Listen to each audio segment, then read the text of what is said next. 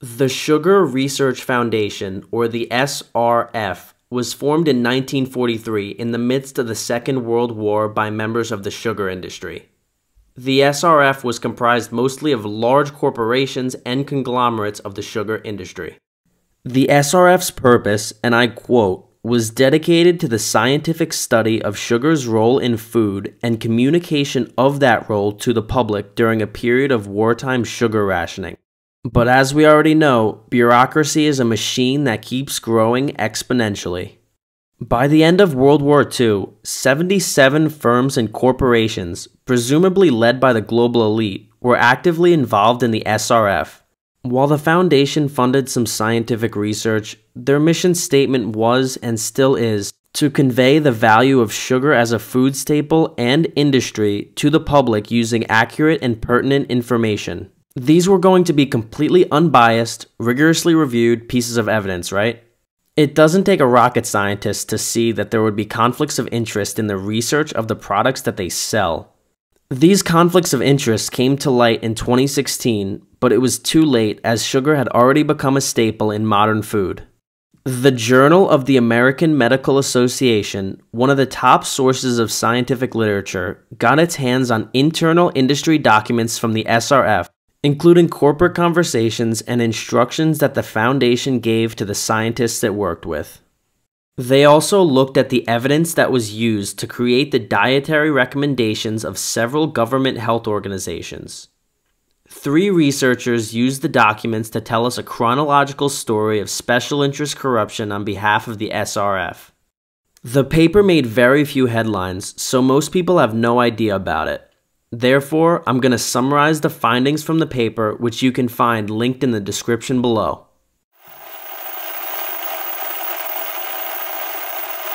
The story begins in the 1950s. Coronary heart disease was at an all-time high, and scientists began researching dietary factors for possible causes. By the 1960s, 2 major camps evolved that argued the main cause of heart disease. One hypothesis was built on the work of prominent British physiologist John Yudkin, who claimed that added sugar was the culprit. On the other hand, an American physiologist named Ancel Keys claimed that total fat and saturated fat were the main causes. One of these 2 theories would end up shaping nutrition science as we know it today. Clearly, the SRF needed to protect the interests of its shareholders. The SRF's president, Henry Haas, closely observed the debate. He gave a speech in 1954 to the American Society of Sugar Beet Technologists, saying, "Leading nutritionists are pointing out the chemical connection between America's high-fat diet and the formation of cholesterol. If the carbohydrate industries were to recapture this 20% of the calories in the US diet, this change would mean an increase in the per capita consumption of sugar more than a third." The sugar industry's goal was to replace the market share of fat with sugar. So they decided to invest $600,000, which is $5.3 million in today's money, to increase their profits. ATP Science on YouTube does a great job explaining what happened.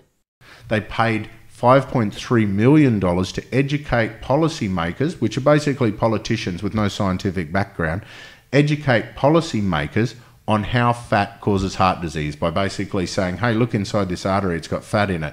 Look in this food, there's fat. There's no sugar inside this artery. Sugar can't go inside the artery, fat goes in the artery, therefore fat is evil, sugar's good. And the policymakers, makes sense to me. I have no idea about science. And with a $5.3 million investment into the propaganda, they managed to get the policy. And what their whole campaign was to stimulate the business associated with the profit of selling sugar by taking 20% of the allocated calories in the food pyramid off the fat to give to sugar. Profits continued to rise for the sugar industry as people started to eat less and less fat. Everything was going smoothly until new research came out stating that low-fat diets high in sugar could raise serum cholesterol. John Hickson, the vice president of the SRF at the time, began keeping his eye on this new information. He considered multiple ways to combat the so-called deniers, such as physiologist Yudkin. In 1965, the SRF decided to appoint a new member to its scientific advisory board.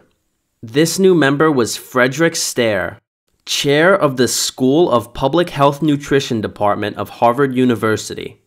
He was an expert on dietary causes of heart disease and was also consulted by the American Heart Association and National Heart Institute.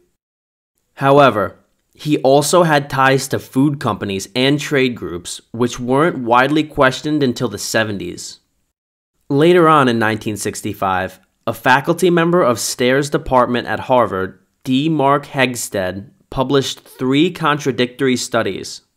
The first 2 were epidemiological studies that suggested blood sugar to be a better predictor of atherosclerosis than serum cholesterol.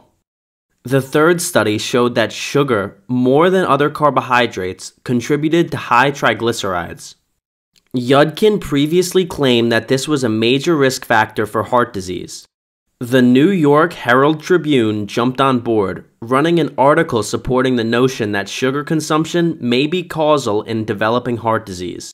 As Yudkin's hypothesis on the true cause of heart disease gained validation through Hegsted's research, the SRF had to act quickly to protect their financial interests. That's exactly what they did. 2 days after the article was published, the SRF approved of Project 226. Project 226 was designated as a literature review of carbohydrates and cholesterol metabolism. The project was overseen by Stare and written by Hegsted and a colleague at Harvard, Robert McGandy. Hickson provided the researchers with articles demonizing sucrose, which is sugar, that could have potentially threatened his profits. Hickson told Hegsted, "Our particular interest had to do with the part of nutrition in which there are claims that carbohydrates in the form of sucrose make an inordinate contribution to metabolic condition. Until now, the consensus had been that fat intake is the cause. I will be disappointed if this aspect is drowned out in a cascade of review and general interpretation." Hegsted replied, "We are well aware of your particular interest in carbohydrate and will cover this as well as we can." As you can see, Hickson really had a way with words. He converted a man who conducted 3 studies correlating sugar with heart disease to a believer of the dietary fat hypothesis in just a few sentences. Or maybe it was the $6,500, which would be about 50 grand in today's money, that Hickson ended up paying him. Either way, Hickson was one convincing guy. As Hegsted and McGandy worked on Project 226, a separate group of researchers, known as the Iowa Group, were reporting that there were positive associations between the consumption of sugar and serum cholesterol. In the 9th month of the project, Hegsted explained to the SRF that every time the Iowa Group publishes a paper, we have to rework a section in rebuttal. Hegsted gave Hickson the final draft about half a year later, and Hickson assured him, "This is quite what we had in mind, and we look forward to its appearance in print." The literature was published in the New England Journal of Medicine in 1967 titled Dietary Fats, Carbohydrates, and Atherosclerotic Disease. As with any respectable piece of scientific literature, those who funded the studies were cited in the paper for the public to see. However, Hickson's payment to Hegsted was not disclosed, but that's probably because Hegsted pocketed the cash instead of using it for the research. The paper assured that the only way to prevent heart disease was to reduce dietary cholesterol and to replace saturated fats with polyunsaturated fats.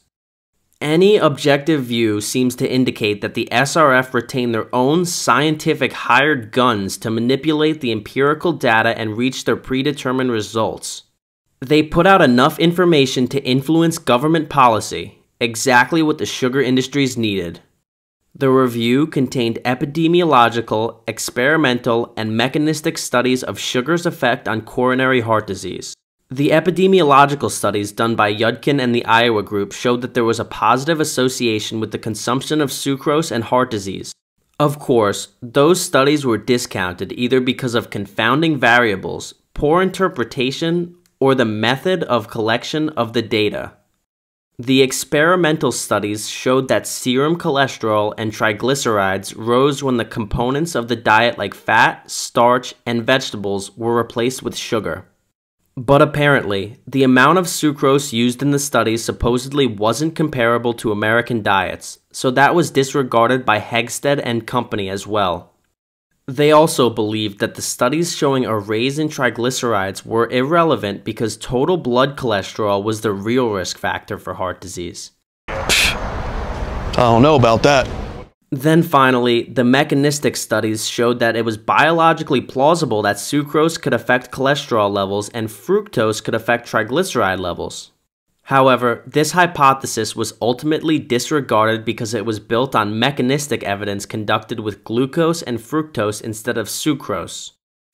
Never mind that the sucrose molecule immediately breaks down into glucose and fructose upon digestion. Also, never mind that the epidemiology, controlled trials, and mechanistic data all painted a clear picture on sugar's role in heart disease. They also fed rats low-fat, high-carb diets that would supposedly never be in line with the humans, even though that's essentially what they recommended. So the review looked at the overwhelming body of evidence that sugar had a clear role in the development of heart disease, but went ahead and picked each study apart one by one to deny the obvious conclusion. In essence, they're just making stuff up, okay? All right. So the SRF-funded review utilized hired guns and dismissed all of the studies showing sucrose to be harmful, but did not include any quantitative results detailing fat's intervention in the studies. Of course, they overstated the effect that fat had in the studies. There was only one randomized controlled trial that lowered serum cholesterol by substituting saturated fat for polyunsaturated fat. Out of all the studies they reviewed, though, this was the only relevant experiment to draw a conclusion with. Why can't you just look at it? Yeah, it's sad. It's the only mark. I mean, just look at it. Even though the epidemiology was ignored with the sugar studies, the epidemiology from the fat studies was extremely important.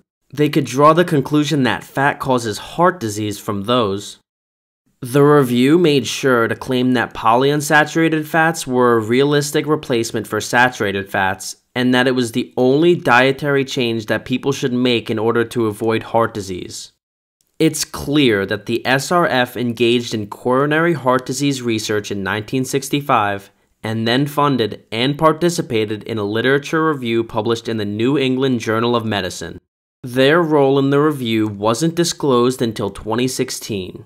The New England Journal of Medicine did exactly what the sugar industry wanted them to do and told society to ignore the epidemiological, experimental, and mechanistic studies linking sucrose to coronary heart disease.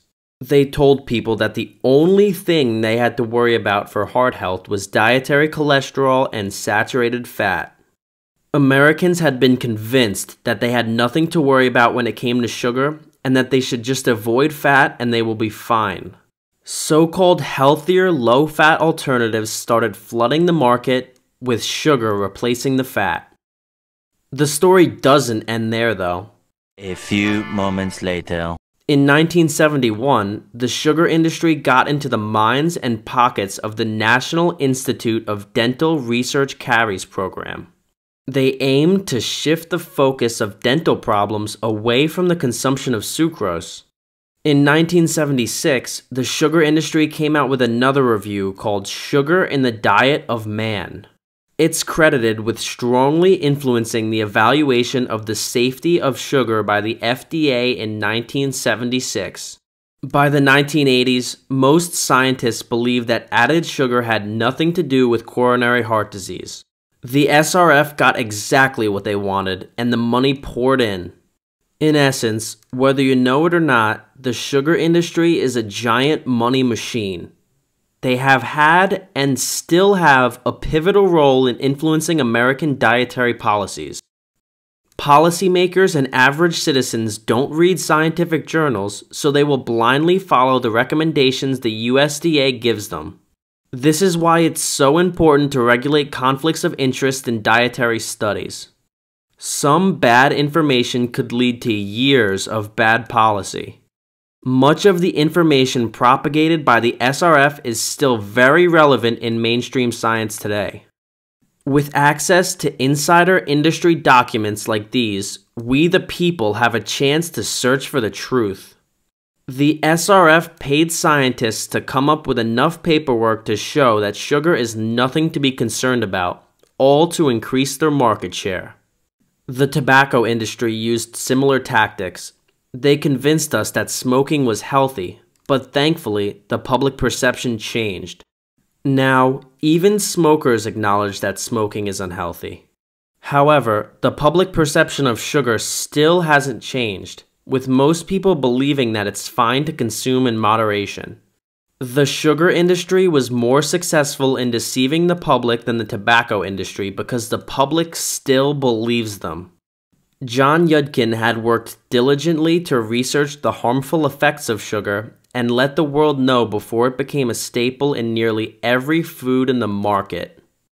But as they say, history is decided by the winners. The SRF is now known as the Sugar Association, and it still has a powerful hand in Washington, D.C. It still strongly denies the possibility that there is a relationship between sugar consumption and cardiovascular disease. The sugar industry had a huge role in shaping over 50 years of nutritional science and the dietary recommendations that we still have today. Don't let them fool you. Subscribe to our channel.